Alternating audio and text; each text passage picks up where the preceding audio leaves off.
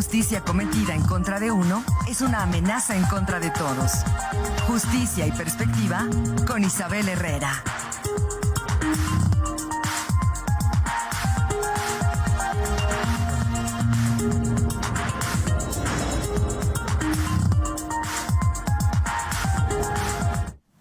Excelente día tengan todos y todas ustedes. Un saludo a todas las personas que nos están mirando y escuchando y a todas aquellas personas que hacen posible que hoy lleguemos a todos los hogares queretanos. Les saludo desde este estado donde muchísima gente se indignó porque apareció con vida una chica que estaba sin localizar. También les saludo desde este estado donde infortunadamente contamos con el número 1 en acoso escolar, donde el grupo etario que recibe la mayor violencia, la mayor agresión, es el grupo etario de mujeres entre 15 y 24 años, es decir, edad escolar, y donde la violencia que más reciben es aquella de naturaleza sexual. La participación pasada en la que estuve acá, abordé justamente el tema de bullying, de acoso escolar, desde pues las implicaciones legales, desde las obligaciones de todos y todas como sociedad para prevenir y atender esta problemática. Infortunadamente, recibí muchísimos mensajes en mis diversas redes sociales de padres, de madres, de docentes, de chicos y chicas que perciben o reciben acoso escolar en su escuela, en su club deportivo.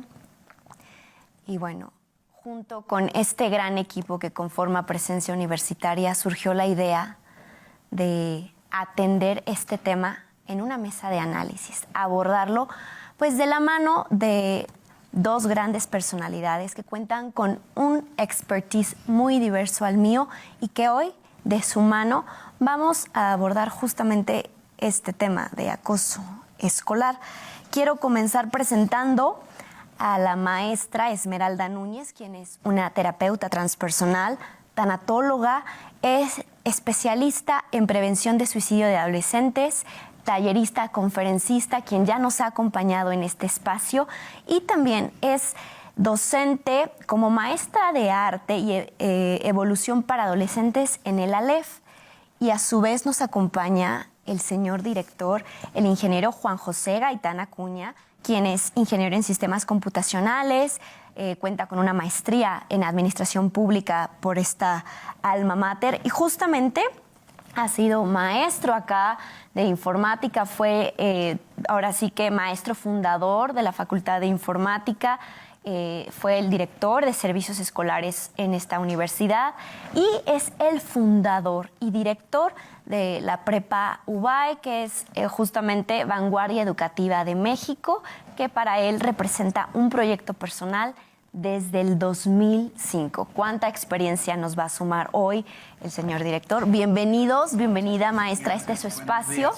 Gracias. Bueno, justamente quiero comenzar con una frase que me encanta, que es un proverbio africano que dice: el niño que no sea abrazado por su tribu, cuando sea adulto quemará la aldea para poder sentir su calor.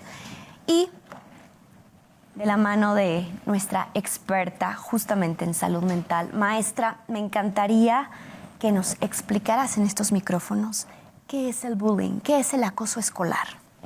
Bueno, el bullying dejó de ser parte de una experiencia escolar que creo que en la generación de los 40 y más nos tocó como una mera experiencia, como algo que sucedía no aisladamente, pero que no era tan profundo y las repercusiones creo que actualmente de esta generación se comienzan a ver en la mayoría de casos que yo atiendo en consulta. el bullying es un problema de salud mental, Isabel, y me gustaría partir por ahí. ¿Por qué de salud mental? No es un hecho que sea algo parte o que se haya normalizado como ya como un rasgo de la infancia, como un rasgo de la adolescencia en los que unos a otros, digamos, se bulean, sino que sí parte de un problema que tenemos de violencia transgeneracional. Esta violencia no es de ahorita, esta violencia la venimos arrastrando desde hace mucho tiempo, pero en sí el concepto como tal es que es un problema serio que ocurre en las escuelas, donde un niño pues es acosado psicológica, verbal, incluso sexualmente por uno o varias personas. Y aquí la definición la diferencia entre violencia sexual y bullying violencia y bullying es la continuidad. ¿Qué quiere decir esto? Que la víctima sufre este maltrato por estas personas una y otra vez. Entonces, sí hay que saber definir qué es un acto violento, qué es una riña o un pleito y ya un rasgo de bullying.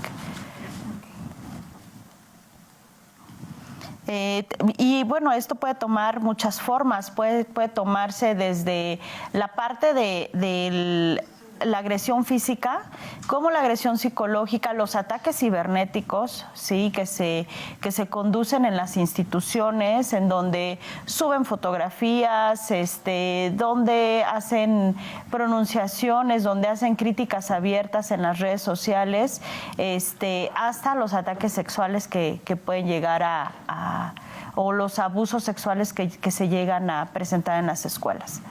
Y justamente hablabas de este tipo de distintas violencias que se viven. ¿Consideras que es diferente la violencia, maestra, que ejercen niños que niñas? ¿O trae la misma naturaleza? No, creo que la violencia no tiene género. Okay. O sea, la violencia es tanto hacia mujeres como hacia hombres. Obviamente, actualmente tenemos, y este es otro tema, tenemos un problema de feminicidios, sí, pero también la misma tasa de mortalidad la tiene el hombre que la mujer, y en las escuelas es exactamente lo mismo. Y no solamente lo sufren los alumnos. Aquí hay algo que se llama violencia escolar, que está tipificada como que entran ahí todas las identidades de una escuela, de un instituto. ¿Qué quiere decir? Que puede haber violencia de alumnos a maestros, de maestros a alumnos, de maestros entre maestros o de directores a maestros, maestros a directores. Es decir, toda la identidad está conformada y se llama violencia escolar, que eso es otra cosa, es como una ramificación del bullying. Y justamente busca que haya esta asimetría de poder, tengo entendido, ¿no? Exactamente, es una condición de poder. Se ejerce poder sobre el más débil. Ya están escuchando, todas las personas que intervienen en un entorno escolar pueden ser víctimas o pueden ser agresores. Me encantaría que con tu expertise, desde el 2005 al frente de la prepa UBAE, Vanguardia Educativa de México, señor director Juan José Gaitán, me encantaría que me compartas qué protocolos has implementado como director al frente de una escuela que justamente su entorno ahora sí que lo conforman adolescentes. ¿Qué protocolos has implementado para atender el acoso escolar? Bueno, para nosotros en la escuela este asunto es fundamental. Y para esto hay que trabajar mucho en el ambiente escolar. Uno de los valores de la escuela fundamentales es el respeto. Entonces, bajo ese criterio se empieza a formular todo un esquema de respeto en toda la comunidad, en relación entre los alumnos, alumno-maestro, alumnos, entre maestros y entre colaboradores, porque a final de cuentas en el respeto no hay jerarquías. Ahí no es que el director o que el alumno o la alumna. No, ahí somos todos parejos. Un esquema horizontal. Horizontal completamente. Darle relevancia, sí. ¿Y esto para qué sirve en un ambiente escolar? Para que un alumno, alumna, pueda tener todas las condiciones idóneas para poder aprender, necesita llegar a un lugar seguro. que se sienta bien recibida, que se sienta valorada y que a final de cuentas esté abierto todos sus sentidos para aprender y que no esté preocupada en qué momento la van a agredir. Dándole relevancia y a través del tiempo pues se va creando un ambiente, se crea una filosofía y a final de cuentas pues desde que van a entrar a una escuela como la de UBAE, pues ya saben cuáles son las condiciones básicas de entrada. Claro que sí. El respeto es fundamental y justamente abordando estos temas, maestra Esmeralda, me encantaría pues formularte una pregunta.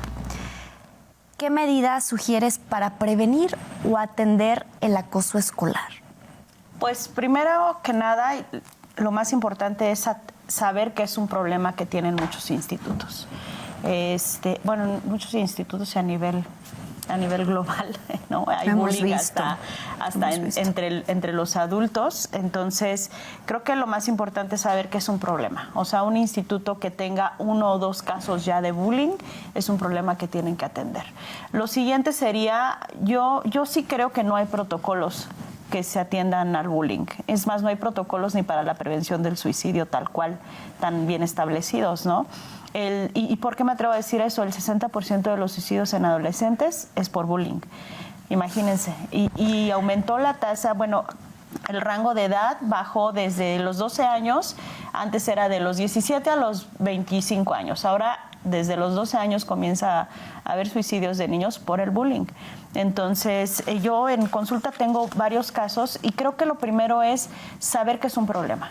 Saber que ya no normalizar esta violencia como, ay, defiéndete, o como, luego se te pasa. No te dejes, ¿no? No, porque las secuelas son muy fuertes, de las cuales hablaré posteriormente, pero creo que necesitamos establecer protocolos. Hay algo que yo en lo que he investigado y me he dado cuenta, es que, y con esto no quisiera ofender a nadie, quisiera más bien poner las cartas sobre la mesa, es que los casos de bullying son más frecuentes en las escuelas privadas que en las públicas. Okay. ¿Por qué? Pues porque en las privadas se trata de sujetar y de no liberar un alumno que representa una mensualidad. Ok. ¿Sí me explico? Sí, claro. Y eso no lo he visto, yo lo hemos visto muchos profesionales en donde vemos que no hay una atención, no hay un parteaguas o no hay una indicación.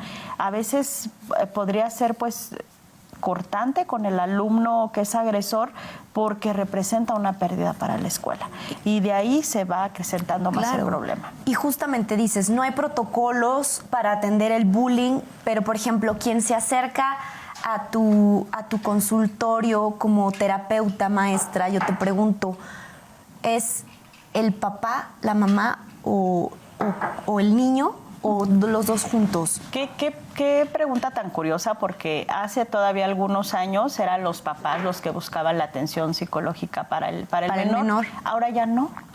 Ahora los mismos jóvenes me refieren a sus mismos amigos. Ok, sus compañeros. A sus compañeros. Y en algún momento me ha tocado yo contactar a la familia para decirle, me contactó su hijo, me está refiriendo tal cosa, tal situación, me gustaría que viniera. Y la mayoría me imagino que son menores de edad. Menores de edad, así es. Bueno, esto también nos habla de que esta generación ya no presenta este tabú de buscar ayuda psicológica, de acercarse a profesionales en salud mental y de verdad querer estar bien, porque eso también nos habla justamente de que ven el problema, ven la problemática y la quieren atender, ya no quieren estar en este patrón violento, ¿no? No, ellos ya traen otro chip. Yo me atrevería a decir que esta nueva generación, muchos ya van más por atenderse, por estar mejor, aunque todavía traemos arrastrando pues mucha ignorancia en cuanto a la salud mental. Uh-huh. Sí, claro. Y desde estos micrófonos siempre vamos a motivar a que la gente que sienta alguna situación, que no sepa cómo gestionar sus emociones o que no cuente con las herramientas para hacerlo, siempre se acerque a la persona, terapeuta, especialista, psicólogo, psicóloga, que le acomode, porque también eso es importante para poder gestionar sus emociones. Y justamente, señor director, hablando de el bullying y de adolescentes y de padres, yo te quiero preguntar, maestro, padres y madres colaboran y participan, están presentes cuando tú les compartes que hay algún tipo de acoso escolar, por lo que tú has visto en tu expertise. Sí, por supuesto. Antes de contestar eso, quisiera contestar algo que comentó la maestra Esmeralda. Por lo menos en UBAE es fundamental el saber el peso específico que tiene el respeto. Ahí sí no hay dudas. Y ahí sí no nos detenemos cuando hay alguna infracción y si tiene como consecuencia, que debe ser algo grave, el hecho de que haya una falta de respeto importante, aquí sí no nos detenemos con las colegiaturas. No, primero es lo primero. Eso, a su vez, al garantizar en la escuela que se pueden dar las condiciones mínimas de seguridad para que todo mundo pueda convivir sanamente, eso nos permite que a final de cuentas, a la larga o a mediano y largo plazo, realmente se crea un muy buen ambiente.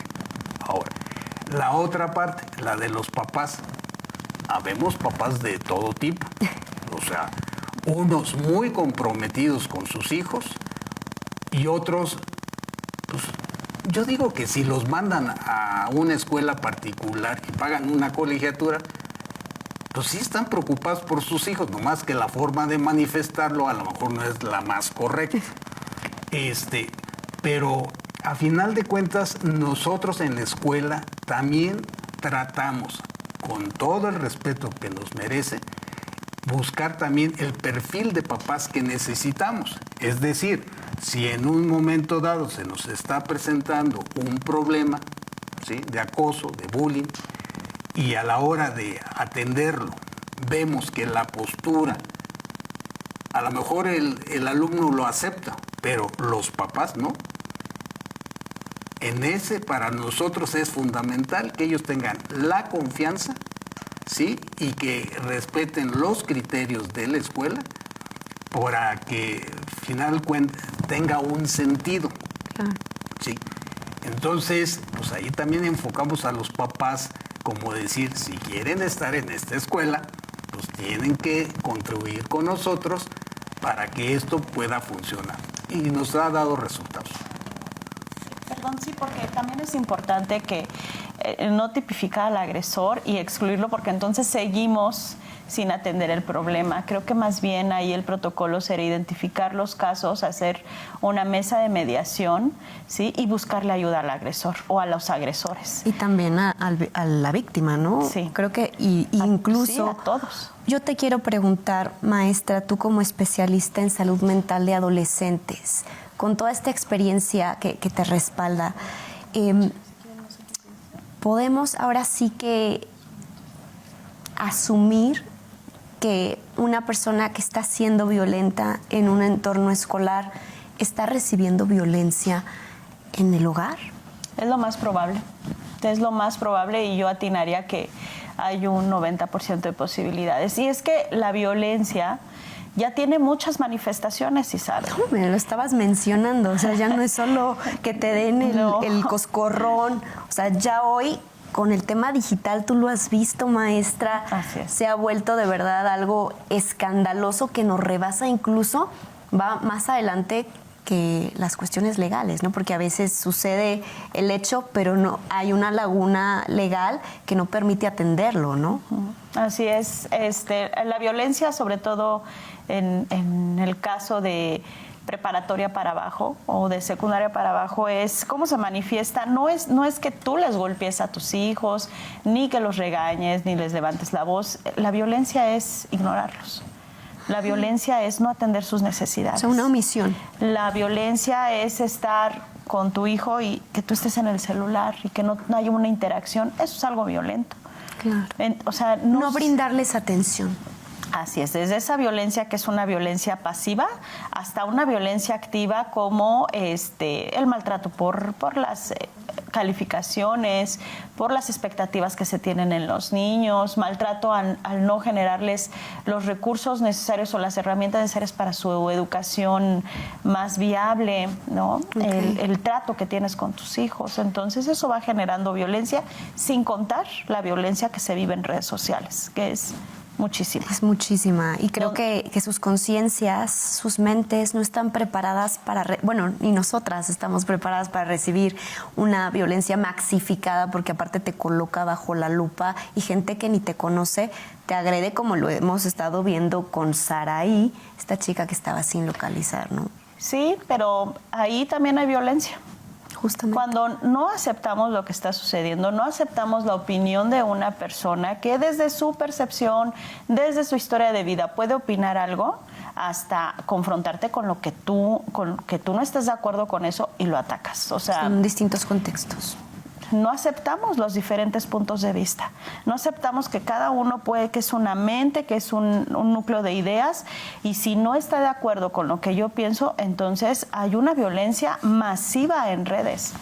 Masiva. Me ha tocado a mí, cuando yo opino algo que es desde mi perspectiva, desde mi punto de vista, pues creo que a todos nos han atacado en redes por algo que no va de acuerdo a lo que se espera de ti, ¿no? Sí. Entonces, la violencia está en todo, entonces eso obviamente hace se encona socialmente, ¿no?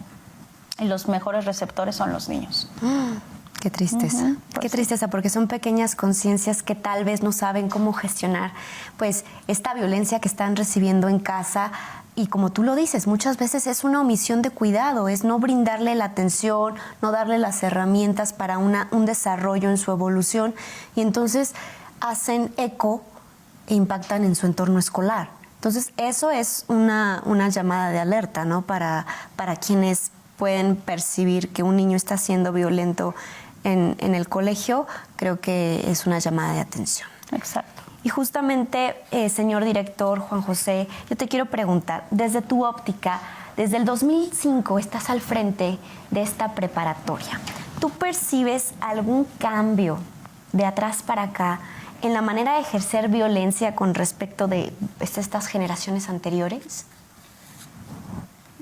Sí, pues, quizás uno de los medios que ha hecho que esto se modifique sustancialmente pues son las redes sociales. O sea, porque antes, cuando sucedían ciertos hechos, pues si acaso se enteraban los que estaban alrededor, si es que había personas, y si no, pues era entre 2 personas, 3, o sea, se reducía a un espacio corto, pequeño. Y ahora a mí me sorprende cosas que la otra vez veía en un video, que la gente está más preocupada en un accidente por grabar que por ayudar a las personas que necesitan ayuda. Pero eso mismo que pasa en esas circunstancias es en todo. Entonces, si en una escuela, en un salón de clases empieza a haber un problema, hay quien, pero inmediatamente saca el celular, lo graba. ¿Cuál es el problema de esto? Que muchas veces son pequeñas grabaciones que pueden sacar completamente el contexto. O sea, no se ve como un programa de análisis donde se estén analizando las diferentes partes. Entonces, sí es de mucho cuidado. Ahora, por otro lado, lo que tratamos acá en la escuela es aprender a convivir entre todos nosotros de la forma menos violenta posible. O sea, y eso es un aprendizaje y a final de cuentas, cuando sucede una circunstancia, normalmente la platicamos. La platicamos con los involucrados. Si es necesario, hablamos con los maestros, si es necesario, hablamos con los papás, y entonces vamos como tratando de armar el rompecabezas. No quisiera que se quedaran con la impresión que cada vez que alguien hace algo se va de la escuela. No, ni mucho menos. Realmente ese es un caso extremo. A final de cuentas, tratamos de construir cómo debería o debe de ser nuestra relación en los diferentes esquemas. Y a través del tiempo sí se va construyendo un ambiente que es fundamental y que a final de cuentas también es un reconocimiento para las escuelas. Dicen, bueno, ahí vas a estar seguro, ¿sí? Entonces eso hasta da beneficios, si los queremos ver, de promoción cuando se trabaja, pero siempre y cuando se le dé la importancia y siempre y cuando se involucren a las partes, los papás. Claro. Claro, porque finalmente son menores de edad y ya hemos hablado que lo que hagan los hijos, los menores de edad, pues ahora sí que responden legalmente los padres. Maestra, yo te quiero preguntar, con toda tu experiencia que te respalda, ¿verdaderamente se pueden corregir conductas violentas en adolescentes? Sí, con terapia. Con terapia. Y en muchos de los casos involucrando a las familias. La mayoría de las veces se va y se atiende al menor y dice, aquí está mi adolescente, por favor, ayúdame con él, pero ¿cómo podemos crear estrategias más prontas y con soluciones más inmediatas involucrando a la familia? Involucrándola. Sí se puede, sí. Muchas veces, en varios casos, hay trastornos que no están diagnosticados. Trastorno de ansiedad, que la ansiedad sí lleva a tener actitudes violentas y no lo sabemos. Entonces dicen, es un problema de conducta. No es un problema de conducta, es un problema de salud mental. Hay bastantes trastornos que no están diagnosticados que hacen que prevalezca un poquito más la violencia. Entonces sí se debe de tratar por lo menos. Claro. No sé si en todos los casos pueda ser exitoso, pero se debe de tratar. Maestro, en tu experiencia, ¿tú consideras que se puede evitar el acoso escolar? Pues de alguna manera es creando las bases para una relación sana y de respeto entre todos. Y eso se construye día a día en cada una de las clases. Y ahorita escuchando a la maestra Mariana, en verdad es un aprendizaje para todos, ¿eh? O sea, hasta yo, con todos mis años de experiencia que tengo, también ha habido ocasiones en que tengo que ir perfeccionando cosas porque pues a veces uno no utiliza el lenguaje adecuado, o no concilia de la mejor manera.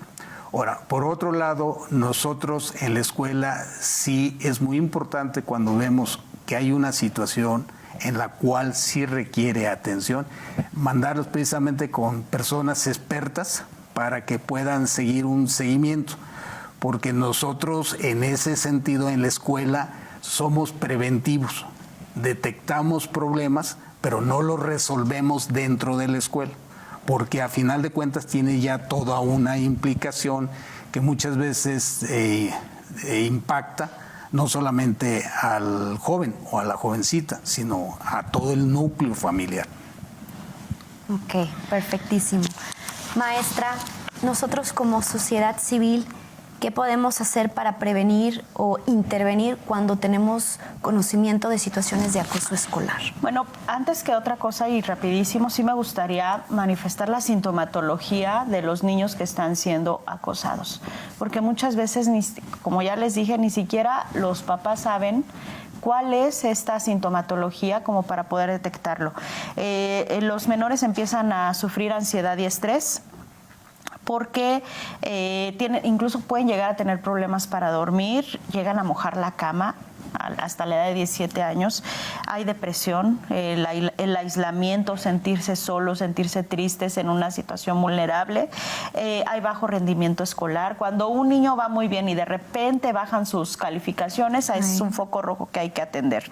Los cambios de comportamiento, porque las víctimas de acoso pues pueden cambiar sus patrones de comportamiento y ser totalmente evitativos, incluso evitar las actividades sociales, presentan problemas físicos físicos como dolor de cabeza, dolores de estómago, problemas digestivos, afectan sus relaciones a corto plazo, mediano y largo plazo y generan problemas de autoestima y de identidad.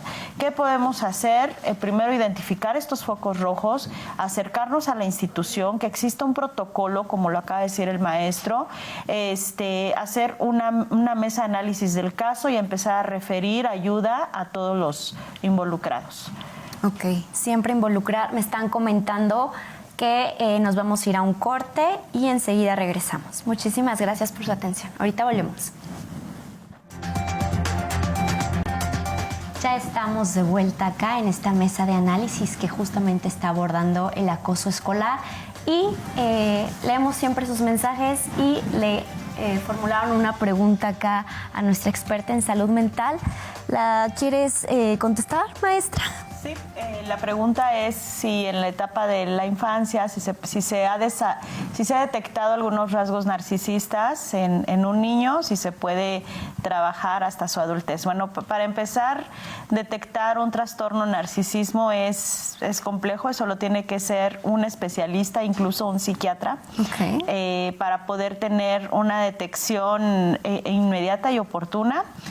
Muchas veces, esto es un mensaje en global, hay muchos rasgos de muchos trastornos en redes sociales. Ustedes se pueden meter trastorno narcisista y te va a dar una lista de algunos rasgos y todos podríamos caer en algún trastorno. ¿Por qué? Porque al final el trastorno son ciertas sintomatologías desarrolladas y aumentadas con el tiempo. En un niño sería muy, muy difícil poder autodiagnosticar algo así. A la persona que lo preguntó yo le sugiero que si tiene alguna duda del trastorno con este menor, sí acudan a un especialista. El trastorno narcisista es muy difícil de tratar, no es imposible, pero creo que para la edad de un niño, pues es muy difícil como poder suponer que tiene un rasgo de narcisismo. Si es así, también quiero decir que los infantes, igual que el narcisista, se comportan o desarrollan ciertos comportamientos por sobrevivencia. Y en la infancia, la sobrevivencia es vital. Entonces podría confundirse, por ejemplo, son niños que no prestan sus juguetes, que solamente piensan en ellos mismos y podrían decirse que es un trastorno narcisista, pero no es así. Sería más conveniente que lo diagnosticara un psiquiatra. Un profesional. Sí. Aquí siempre instamos a que acudan con personas profesionales. Ya son las últimas preguntas. Me quiero dirigir a nuestro señor director, Juan José Gaitán. Maestro, algo que tú le quieras referir a todos los papás y mamás que nos están mirando y escuchando hoy desde estos micrófonos. Bueno, yo quisiera comentarles que yo me he hecho, pues imagínense, durante tantos años que me he dedicado a la educación, ¿para qué sirve la educación? Y la educación, para mi gusto, sirve para darle a una persona toda una serie de herramientas que le permitan interactuar con su entorno, con el mundo, que pueda plantearse un proyecto de vida que le dé sentido a su vida. Bueno, entonces a eso se va a la escuela. Y las escuelas debemos de proveerlo de todos estos esquemas, de estas herramientas, para que tarde que temprano esta persona pueda desarrollar su mejor expresión que él pueda hacer, ¿sí? Y que con esos elementos pueda lograr desarrollar pues todos sus sueños, todo un proyecto de vida ganador, triunfador, que lo haga sentir pleno. Lo que yo quiero transmitir es que, pues sí, tenemos muchas dificultades actualmente, no nomás las escuelas, la sociedad, el mundo en general. Tenemos que tener confianza entre nosotros. Nos tocó vivir esto, tenemos gente muy capaz que, al igual que muchas otras, estamos trabajando en estas cosas. Y yo, la mera verdad, a pesar de las dificultades, veo con optimismo que si las cosas se hacen bien y que realmente se les invita a los muchachos, se les invita a los papás, para que hagamos un buen proyecto escolar. Se los aseguro que los resultados, por lo menos en UBAE, en 15 generaciones que hemos egresado, hemos tenido excelentes resultados. Actualmente ya tenemos hasta doctorados, ya papás, cosas muy padres, que creo que cuando se hace una buena labor y la gente capta todos esos elementos, se tienen muy buenos resultados. Exactamente. Que cada quien haga lo que tiene que hacer en una comunidad. Yo creo que con eso cierro. Me despido con una frase de Alvin Toffler que dice: los analfabetos del siglo XXI no serán aquellos que no sepan leer y escribir, sino aquellos que no sepan aprender, desaprender y reaprender. Muchísimas gracias a quienes nos acompañan hoy. Maestra Esmeralda Núñez, director Juan José Gaitán, gracias por acompañarme hoy, por compartir su expertise desde estos micrófonos. Seguiremos abordando el tema de acoso escolar mientras sea necesario. Esto fue Justicia y Perspectiva. Muchísimas gracias. Excelente miércoles. Gracias. Gracias.